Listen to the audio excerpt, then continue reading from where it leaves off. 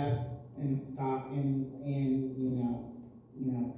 stop people in their tracks, push back against, those casual conversations, those jokes, those things that are actually deep down very hurtful to people. I also really feel like we need to start strategizing together more, like having more community meetings together, having more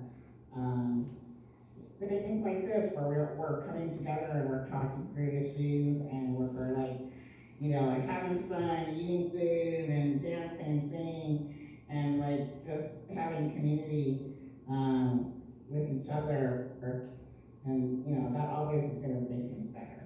So I'll leave it at that. It's been over kind of a long time.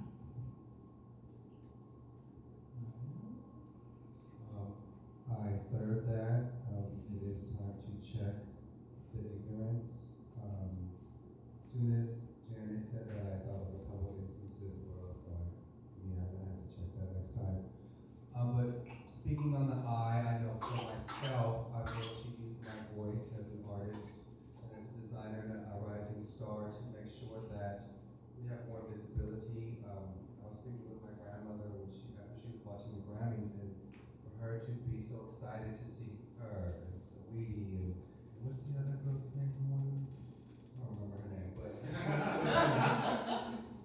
to have that, because we do need more of that. We need the Filipino like Beyonce. We do, right? So that's what I'm going to do. I'm going to carry the stories more, whether it's using models, whether it's representing it in the stories that I'm telling with my art collectives, or whatever. I'm going to take what I know for sure 100% that I can do, and I'm just going to do it. How about that? Stephanie? Look at me closing the show. So I want to offer a strategy that I've used before. It is challenging when you want to check someone. Usually it's in situations when we're uncomfortable, right? Somebody says something that hits you strange. And your response is nervous laughter, or oh, I didn't mean that, But because you want to be able to believe in people's goodness. But there's an opportunity to need to check on people. Stop calling me while I'm on panels, y'all. And it's to ask, so what did you mean by that? And hold your face. Don't placate them. Don't try to explain for them. Just hold that uncomfortable silence. Because that really forces them to think about, wow, was that really a joke? Was that really said in fun?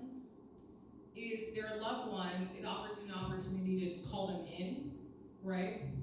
And it gives them a chance to be like, oh no, I didn't mean it like that, or just be like, oh, it's a funny story I said. But if it really was meant in harm, it forces people to own up to it rather than say, oh, it was just a joke. But it wasn't funny, so what did you mean by that?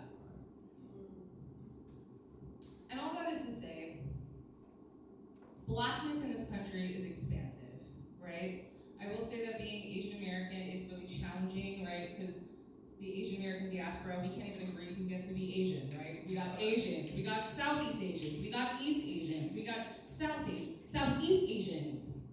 But I will say that the rule of hyper-descent did give us something, in that being Black is beautiful and being Black is expansive.